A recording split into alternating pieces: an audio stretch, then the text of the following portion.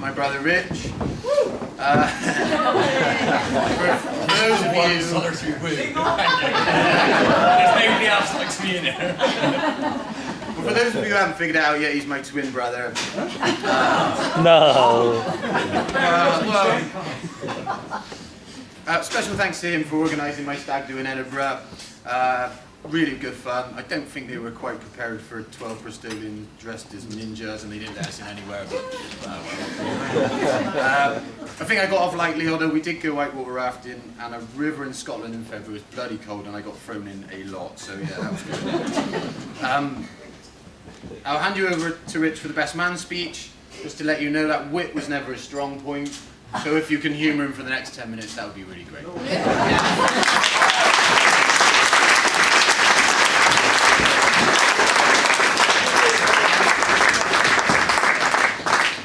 Right then, sound checks, you all hear me? Yeah. Right then.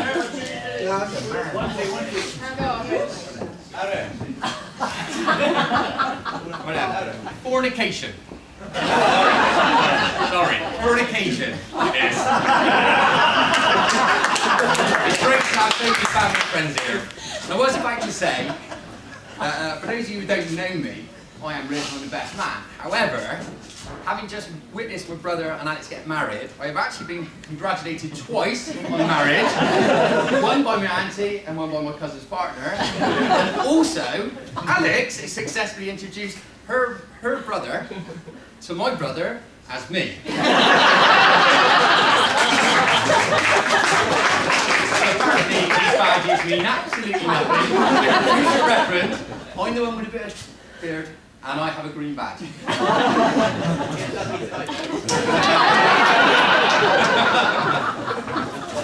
Anyways, having attended Pete and Lindsay's wedding a few years back, and watched my brother sit the entire way through the meal, petrified, white as a sheet, and shivering like hell when he had to do his speech, I must say two things. A, thank you very much to Tom and Alex for doing the speeches before the meal. And B, can we all keep the heckling down to a minimum? Luke, you, and Houghton and Ed, you guys as well. Where's that? Right, to start out with, I would like to say how obviously beautiful Alex looks. I'm sure you'll agree.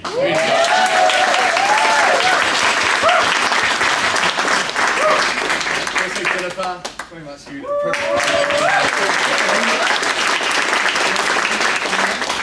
And I'd also like to thank Pete West, although I'm not actually sure what you did today, considering it was me ushering you for a photo. So all you got to do was wear a badge and do nothing. I've also looked online, and it seems that whenever you look at best man speeches, nobody ever compliments a groom. Personally, I think the groom is exceptionally handsome. I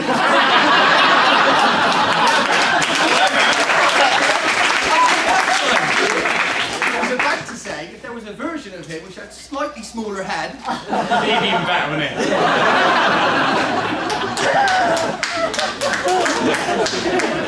Now comes the time when I'm supposed to tell you all a few amusing anecdotes about my brother, which aren't going to end in a marriage annulment this afternoon. So obviously I have my brother, twins grew up together. I'm going to start with a few stories about us growing up. Obviously being twins, we look very alike, as the fact that Alex introduced me to him. Yeah. Anyway, so as babies, it was practically impossible to tell the difference between us. And it was much to the embarrassment of my mum, it was a very stressful time for her. She'd turn up to have the baby's weight checks, and the nurse would say, right, can we have Tom? And then she'd panic, because she wasn't sure which one was which, and the nurse would think she was a bad mother. This was so worrying, in fact, that my parents employed a few tactics to combat this. Firstly, when we got home as babies, we obviously had wristbands round, which we had twin 1 and twin 2. But he stayed on for about 6-7 weeks, and our hands turned purple, just so that we knew which one was which. Also, my mum drew an indelible mark on my brother's leg, just in case he got caught out. If ever we went out as a baby, I would always be in white, and my brother would always be in colours. And also, if we went out in a pram or whatever, I would always be on the right. Similarly, if you ever see any photos of us as kids, yeah. I'm always on the right. Yeah. Richard is right. Yeah.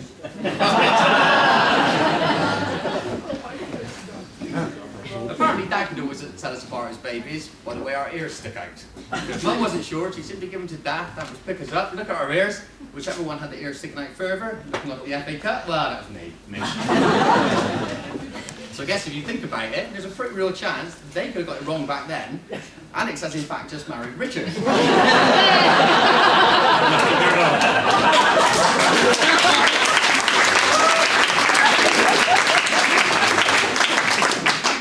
When it became easier to tell us apart as toddlers, Mum found it necessary to dress as the same clothes, which obviously I expect everybody who's ever going to have identical twins would do exactly the same, make them wear the same. And I guarantee those twins will do the exact same thing me and my brother did, and try all you can not to be wearing the same thing. Obviously today, well, it was all picked, but I should note that we've actually successfully managed to turn up in exactly the same net shoes, even though my only remit was a pair of brown shoes. Where's his young one now? As kids, we were also very prone to staring at anyone out of the norm and asking some really embarrassing questions to my mum. Like, why is that person so fat? Or why is that person only got one leg? Admittedly, this is a trait I grew out of many years ago. I gotta admit, my brother never has. Tom was also quite classic growing up. It took a hell of a lot to wind him up. However, when we were growing up, it took a lot to wind him up, which of course, when we were teens, provided endless hours of fun for me to work out the exact point in which he saw red. Obviously this was a trial and error process, and I got it wrong a few times. He lost the plot and saw red. When this happened, I can assure you, it was the best time to get right out of the way, because when my brother sees red, he is like just unleashed the incredible Hulk, and there's quite a few times when I genuinely did fear for my life. Instances, first up. Instances of picking up a kitchen knife set in the kitchen, uttering the words, "If I were you, I'd be running," hotly followed by a knife, which lands in the door architrave about an inch to my right. Another favourite weapon of choice for my brother was metal hangers, which were quite frequently aimed in my direction. If they managed to miss and smash up the house, well, that was just collateral damage to Tom, and a shitload of money down the toilet for my parents. Another such time when we just had our house redecorated, and I had glass windows glass panes in my door. I should point out it wasn't a Brown family decision to have glass panes in the door, because that's probably quite perverted, and to be honest, quite incestual. And in any case, you ain't going to see much action in my brother's room back there. However, the room was originally planned to be a lounge if one of my grandparents wanted to move in. Anyways, getting back to the story, I'd unleashed the beast, Tom was on a rampage, hence I ran into my room, stuck my foot behind the door, and just Tom then proceeded to walk into the hallway, pick up an off-cot section of rolled up carpet, ram it straight through the door, glass window, the lot, smash it up just to get at me. Once Dad has replaced said smashed glass door with a brand new wooden door, complete with lock and key, I could wind time up to my heart's content, run in my room, lock the door, and wait it out for the beast to come down. However, a quick look through the keyhole, just to check he wasn't still lurking outside, and I could wait, freedom would soon follow. I hadn't counted on Tom walking straight into the bathroom, picking up a can of deodorant, and within his trusty lighter, create a foot-long flamethrower straight through my door.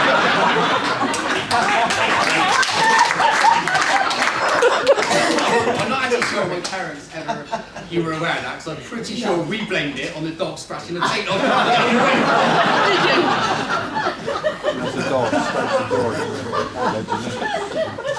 Tom was also quite clumsy growing up and prone to breaking things. In fact, you could probably call it his forte. I seem to record a moment in Pete's house when he got banned from the house for blowing up a SodaStream machine.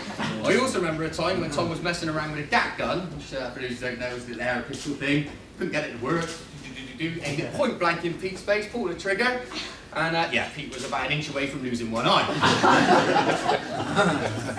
At this point, I had planned to crack a joke about Pete, the fact that Tom liked Pete one eye, but I thought probably better not as a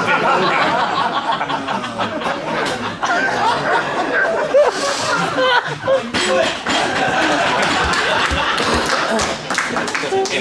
In any case, whilst we were growing up, despite Tom's affinity for breaking things, either in a red list or simply by being thick, somehow everything was always my fault.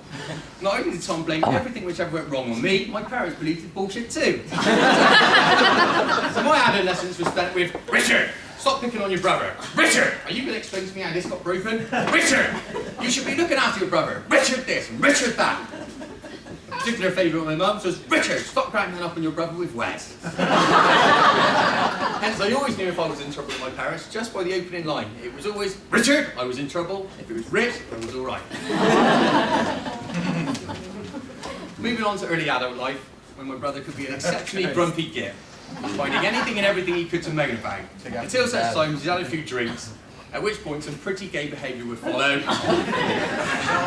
Later on, he'd get some pretty camp dancing, which I'm sure you'll be all privy to later on. Trust me, shocking. I don't know why you're laughing, because you're going to be out there dancing with him too. Dance-offs, yeah! As you can tell, Tom and Pete, the best mates, and really quite close. So I had feared that today wasn't going to happen when they legalised same-sex marriages last month.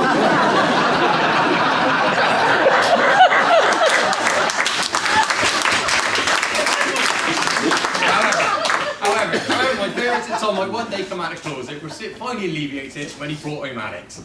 So whilst most men have a thing for big breasts and blonde hair, I got a particular thing for flat stomachs, apparently my brother really likes tiny little people with hairy feet. We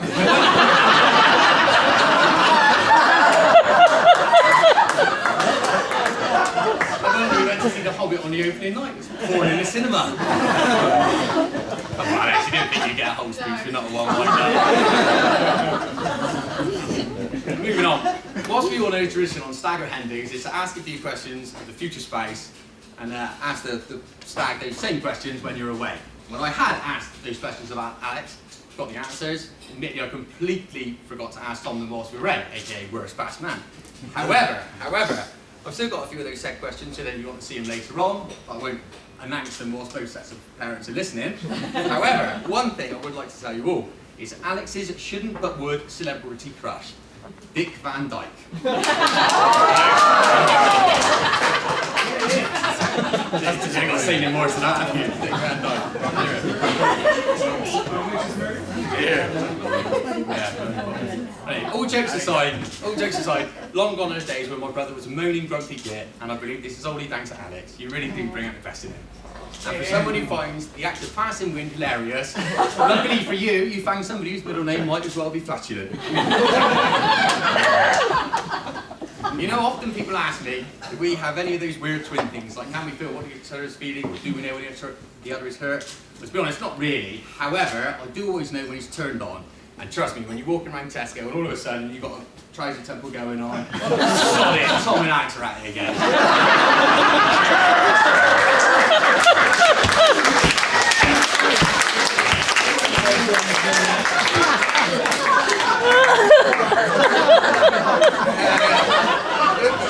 Just married her into, you're ruined. I'd like to bring this to a close, if I may, by saying my true brother truly is kind, generous, funny, well, sometimes funny, loyal, trustworthy man. I'm sure he will make a perfect husband. And all those, I'd like to officially welcome Alex into the Brown family. Finally, it's been an honour to be here, the best man here today. I hope you all enjoy the food, and I'm going to stay on for a few drinks later on. And it gives me great pleasure, not to mention a hell of a lot of relief, to invite you all to stand up. Raise your glasses and then toast to the new Mr. and Mrs. Brown.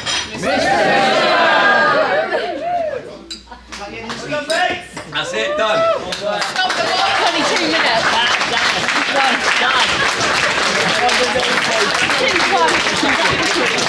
Done.